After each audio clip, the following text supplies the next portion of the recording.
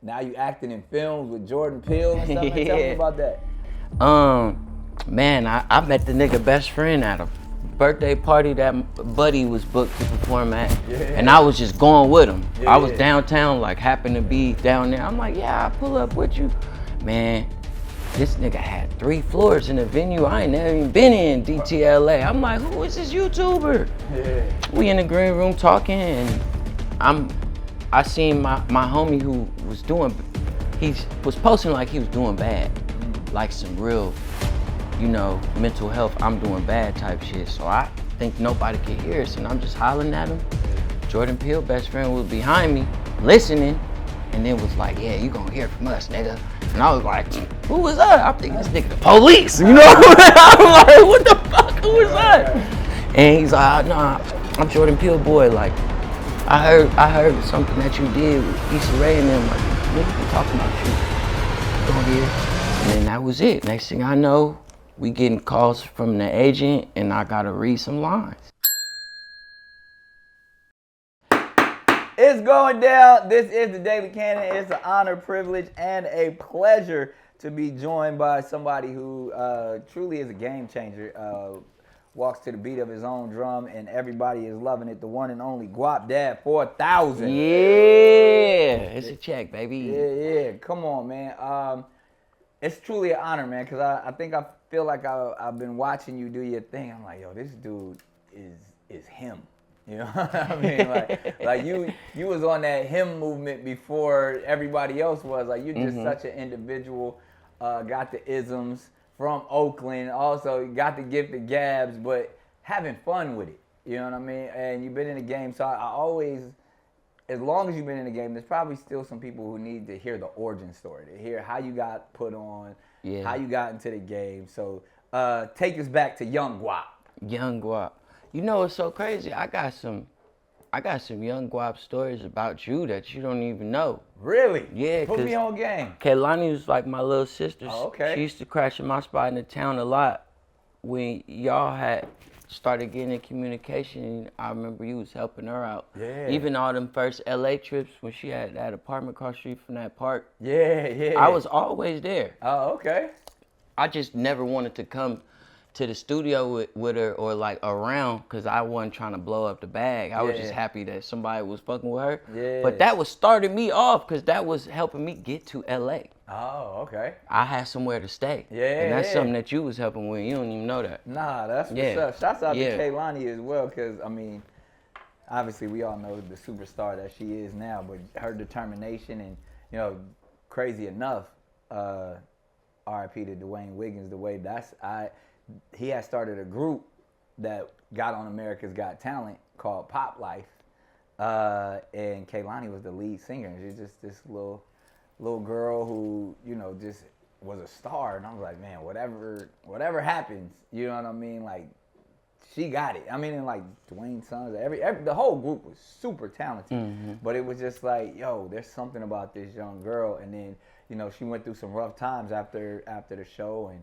the word got back to me. I was like, nah, we got to go scoop her. Like, we got to go make sure she all right. So I made a promise to her, like, yo, if she finished high school, we was going to put on. And rest is history after that. So, yeah. So, like, had her I forgot where it was, an apartment in the valley. Like, first time living on her own and all that. We making sure, she was all right. So that's dope that she had individuals like you in her corner as well, too, because, that's what it takes. It takes a village. Yeah, no, it's just crazy. I'm hella happy I got to say that to you, because it was some of them trips where I was on that couch in that apartment where I for sure needed a place to go.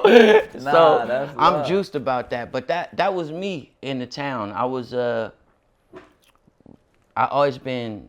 found a way to be internet famous. Right. Make my own moments. Yeah. In the digital space on them airwaves. And I remember being in the labels at the time, and you actually, like, your name would be buzzing, and you're like, yo, this dude is different. Like, you was going viral in the early days of going viral. Did you specifically say, yo, I'm a pick this lane while everybody else is zigging, I'm a zag, and really just get known for, one, being witty, being funny, and then bring my music in that way?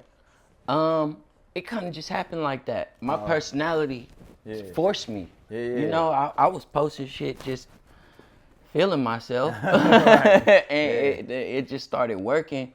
And then I had to adjust to the moments. Yeah. Some I feel like I won off, some I feel like I lost off, but the balance in between, I feel like is... What's some of the stuff you feel like you lost off?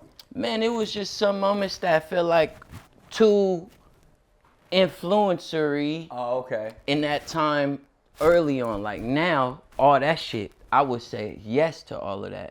But the meta has shifted for real. Before it was like, nah, I'm still an artist. I'm a rapper. I know I'm funny, but look at this. Because I wanted that respect, and also I wanted to differentiate myself between all the early internet niggas. There was two hell of us. And I'm like, damn, but I feel like I could rap better than these niggas, man. I want people to pay attention to that so bad. And once I feel like I got there now, I feel like it's different, so I can look back and be like, damn, that was an L. I really shouldn't have said yes to that video or that commercial or even that brand, some shoes, like different shit that I just look back and I cringe now, like, fuck. But I did need that money though. But I mean, it's interesting, man, to sit right with you now. I mean, seasoned, pretty much, like you said, a OG of that generation. And one, knowing that you're just a businessman. So you're going to make business decisions and tap in and to be able to have survived even up to this point. And now even putting your money in, like, you got it. You opening restaurants now. You sit but still balancing the artistry of it all.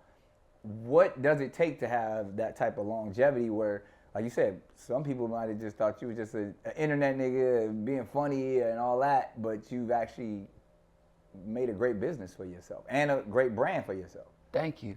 I think truly what it takes is a team and a support system overall. Like, more important than any changes with yourself. I mean, that's not the pipeline. For me personally, that's what happened with me. I got good people around me, Fat Man. Niggas was, for real, giving me directives and how execution works in business. And then I had to grow into those shoes because they expected that much of me. Some of those different pairs of shoes I don't always wear the best, but like it's that I had people who fuck with it or wanted to fuck with it in a way with me that nobody ever else did, and it was on me to fold my people. I feel like a lot of things that happen with rappers, family or vices or drugs, like my people even checked me, my little brothers. It was niggas I had to kick off my couch that I loved, that I wanted to be around when I had greater motion, that I had to be like, wait, that you know, I only got to worry about because I was listening to good people. I think you got to really, I got here because I've been listening. I don't listen 100% all the time. I'll be hard-headed with some shit, but I do listen probably better than most niggas, for real. So tell me about, I mean, if you listen, something told you to make the wise decision of investing your money. Tell me about Hyphy Burger. Tell me about, like, because even it feels like a lot of people, whether it's even like, you know, Black Sam with the Marathon Burger, like whether it's, you know, Bun B with Trill Burger, it's like putting an establishment in your community and feeding the people. I mean, that's some OG Oakland 101. Man, it's been crazy. We just had the youth shooting a video up there yesterday, and it's funny because when nigga call you on the phone, it's like, hey man, I work with the youth, I got 10 kids, we just need 10 free burgers, we go come up there. I called my brother in the morning yesterday. All I hear is the same dude in the background, like, yeah, I got 40 cars pulling up, it's 20 big booty bad bitches. I'm like, what the fuck happened to the kids? But the kids actually was there. We let them on the roof. They had drones, shot a whole music video. That type of shit is the shit that the pack, during the Hyphy movement, they used to do random shows in parking lots around the town. We got to do that the other day, and it just almost brought me to tears. Literally, yesterday morning. Community. That's the shit we remember for Steph Curry, and one of the old Warriors. I'm not a sports nigga, so I don't remember everybody's name. Who with the beard? Baron Davis. Yeah. These niggas bought bikes for everybody in West Oakland for the Boys and Girls Club. We rode them bikes for like 3 years. Yeah. So to do shit like that for the kids now, to have an opportunity for that, it's the best. And that's like the community heartwarming side behind it. Yeah. In-N-Out gone. Yeah. They left the Bay. All these companies leave the Bay. And when it comes to Smash Burger and that demographic, that was something that's really like, it's damn near, I would say it's gentrification adjacent in terms of how that movement happened out here, that money. Yeah. But if you look at Marathon Burger, Trill Burger, and what we got at Hyphy Burger, it's like niggas wasn't doing that in the hood. All the new Smash Burger spots try to open up in Frisco and San Francisco. It's a wasteland right now, corporate wide. Facts. In-N-Out left us. Now I get to replace the black and community dollar on a good ass burger. Yeah. What? It's cool. It's cool. A restaurant is hard. But that's what they wouldn't think a rapper would be the one to see that opportunity. You know what I mean? That he's not thinking, one, about his community, or two, about the business acumen to be like, oh, there's an empty space that I can fill the void and still provide for mine. So I mean, hats off to you, my brother, because I see it, and it's not even just in that. I see you expanding in so many different ways. Clearly, you got the personality to do it all, but now you acting in films with Jordan Peele and stuff. Tell me about that. Man, I met the nigga best friend at a birthday party that Buddy was booked to perform at, and I was just going with him. I was downtown, like happened to be down there. I'm like, yeah, I'll pull up with you, man. This nigga had 3 floors in the venue I ain't never even been in, DTLA. I'm like, who is this YouTuber? Yeah. We in the green room talking, and I seen my homie who was he was posting like he was doing bad. Like some real, mental health, I'm doing bad type shit. So I think nobody could hear us, and I'm just hollering at him. Yeah. Jordan Peele, best friend, was behind me, listening, and then was like, yeah, you gonna hear from us, nigga. And I was like, who was that? I think this nigga the police, you know what I mean? I'm like, what the fuck, who was that? Right. And he's like, nah, I'm Jordan Peele boy. Like, I heard something that you did with Issa Rae and them. Like, niggas been talking about you. You gonna hear it? And then that was it. Next thing I know, we getting calls from the agent, and I gotta read some lines. Right. Tell me about what, transitioning over into that space and auditioning and reading lines and all Man, that. I have been reading. How long do you think I've been trying to land a role, like seriously cutting sides? Yeah, it's been like 2 years almost for me just trying. Right. I'm talking about from when I was self-taping to having enough money to get an acting coach. Now I tape with her, but from doing it, I've been trying. Yeah. So this felt hella good. Right. And it was Jordan Peele, nigga. If I could do a backflip, I probably would have did 2 of them. I can't though. I can't. But it felt great. You could tell that you have it. You know what I mean? It's cultivating it and refining it and all of that type of stuff, because clearly you've been putting on for your audience for quite some time. But why now, and why acting? You know what I mean? Yeah. Why is it so important to you? It's something that I feel like is important to whatever it is I'm supposed to do while I'm alive. People really, it's always 2 things. Like people, as much as I wanted people to be like, man, you the best rapper in the world, they only really will say that or get the chance to say that if they hear the music. If that happens, if they stumble upon it, or I make a moment that's great. Yeah. Other than that, everybody love me. I'm supposed to put that on camera, P. I feel like I'm supposed to. Right. But it was something that I was running from because it was associated with comedy, and I did not want to be a comedian at first because the internet lane that I came up in, them niggas started going broke and was looking goofy. Right. They didn't start at the Comedy Store after try to do the hard ticket line of being professional comedians. They was trying to lean on everything that come with the graces of the internet. And I was like, if I do that, I might as well do it with rap. I'm already goofy, like I'm doing that naturally. I don't want to live like y'all. So that's what was stopping me. After that movie though, for me to flex them comedy chops on a set with 200 niggas like Crafty looked like a Conan stove. It was different. I respected myself a lot more after that for what I could do and how I even look at the art of comedy. And I started respecting comedians' pens even more. Studying it. I already know. Do a whole bunch of funny niggas forever. I've been around. And even niggas like that told me this shit years ago. But it took time for me to process it because of my own restrictions. So I want to understand like where the character of Guapdad 4000 came from. One, like even the name, like where does that name come from? Man, that's another Kehlani story. We was trying to bring back Ang. This was she was coming up with the tsunami mommy shit, and I was Guapdad 4000. It was just like Guap is Filipino, Guapo is Filipino for handsome. So I just kind of always was working off that. And I was pimping at the time. I was I had a little funny name that I used to make my bitches call me. I'm trying to remember the whole thing. It was like young Guap.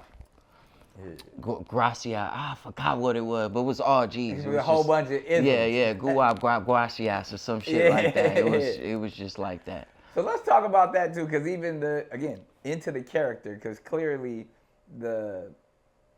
some call it arrogant, some call it narcissism, but it's all entertaining. Where you call yourself the most handsome, but how much of that was like spilling over into like your real life, especially having a pimp background. And the Bay is known for the isms, known for pimping. So like in cultivating this Guapdad 4000, like how much of it was your real life, and how much of it was like, okay, I know I'm out here pulling chains, but it's like I'm having fun with it. I mean, I think the problem is it was never really a caricature. I just was able to maximize a fraction of myself and that is why I feel like that becomes a caricature.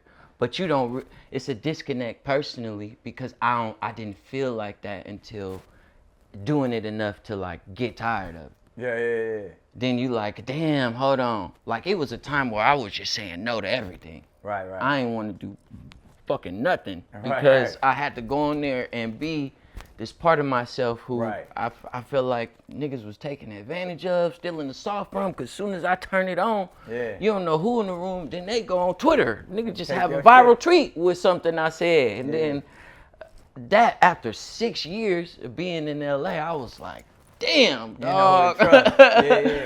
Damn. But it's more so just maximizing the percentage of myself. All that is true. I do really think. I don't think none of y'all look better than me. Relax. I'm probably just as arrogant as you, my nigga. No, I mean, I'm looking at you. I'm like, damn, I got to step my bobblehead, my pop game up. You got clean shit. You got clean shit. No doubt. Nah, but I think we cut from a similar cloth when it comes to like, yo, you supposed to believe in yourself. You supposed to believe you the best looking, the best rapping, the best dressing. Like, if you don't, then you left alone. You know what I mean? And that's when women gravitate towards guys like us, and it's not because the world may not think of it, but if you walk into a room with a certain level of confidence, you know what I mean, with a certain light, you're going to soak up the room. And if you know how to use that, it don't matter what you look like, it's the feeling, it's the vibration. And I think that's something that you tapped into, knowing how to have sense of humor, knowing how to have just sense of self is a blessing, man. So I recognized that in you from the beginning. I was like, yeah, he got it. He about to be out of here. I appreciate that. No doubt. So in this, being where you are right now, because like I said, you in your 30s yet? Yeah. So you at it. You a man. Yeah. What's next? This my 3-3 year. I'll be 33 this year. Jesus year. Yeah. I mean, even building off that last point, like to go back into it, to have a movie. I ain't dropped music in 3-4 years. So we about to get some rolling. some I'm more rolling music. out my whole. I was just shooting music videos yesterday. Like this shit's coming ASAP. I'm trying to tap back into why scientifically, why existentially, philosophically, niggas fucked with me. What you saying, like that beginning, it's a whole set of dudes who like that caricature that I felt I personally abused. Yeah. But now that's their spirit animal. You know what I'm saying? Niggas really like wake up and watch some of my videos like it's church to them. Yeah, he's regardless. a young You know what I'm motivational saying? Like speaker. I really do help people. Yeah. So how can I do that now in a way that still make me comfortable, still allow me to feel like I created something saucy? Yeah. I'm still getting my art off, but like it still makes sense. So Nah. you know what I'm saying? That's what I'm on now. Because it's funny, cause like I mean, even name some of them. Like I've always admired the culture, but when you talk about Short, 40, Richie Rich, like these are dudes that if you listen to their music, they inspiring you. Like they're and I think that's just the Bay Area. I don't know if that's because for the Black Panther movement or like when you got cats like Fab to Russell to Larry June to like it's something in the water up there that it's not just music. It's a movement. You know what I mean? Oh shit. And it's a movement. Nah. But and you possess that as well. Like you said, you got it's your fans want to be like you. They want to emulate what you do. They want to say what you say. Is that the next wave as you know, from a elder statesman now, like you said, and if that is the next wave, what you gonna do differently with this wave than you did with your first wave when you first got in the game? Yeah, I say the biggest difference right now is intent. Absolutely. Like I got a clear direction of the music. Yeah. The body of work is solid. I have designed all the clothes that I'm wearing, top to bottom, handmade a lot of shit. Like I'm presenting a specific thing, and I really want to state my claim in the taste and the art world this year. I'ma always inspire niggas. As long as I'm happy and inspired, I'ma be able to figure out something to say to somebody to make them want to go get that bag. You know, that's something I naturally do. I'm leaning on those things to stay natural, but this time while that's happening, I'm not in the field. I'm not all starry-eyed, like, like I know when I'm trying to turn it on, who I'm trying to affect, and what I'm trying to do. Nah, that's what's up, man. Well, we wish you nothing but continued success. Clearly, like I said, you're an entrepreneur, you're an actor, more than just an entertainer and just an MC. So clearly, through your success, you've learned a lot of life lessons. So this is a segment that we have on the show where 60 seconds on the clock. You ain't got to think about it because you already got the isms. All you got to do is fill in the blank, and it's called Life Lessons in Less Than 60 Seconds. You ready? Okay, yeah. You got it. All right, Life Lessons in Less Than 60 Seconds with my man Guapdad 4000. I'm my best when I'm... drunk. I learned to never... jack off in Taco Bell. I knew this was going to be great. My favorite quote / lyric is... I had a dream.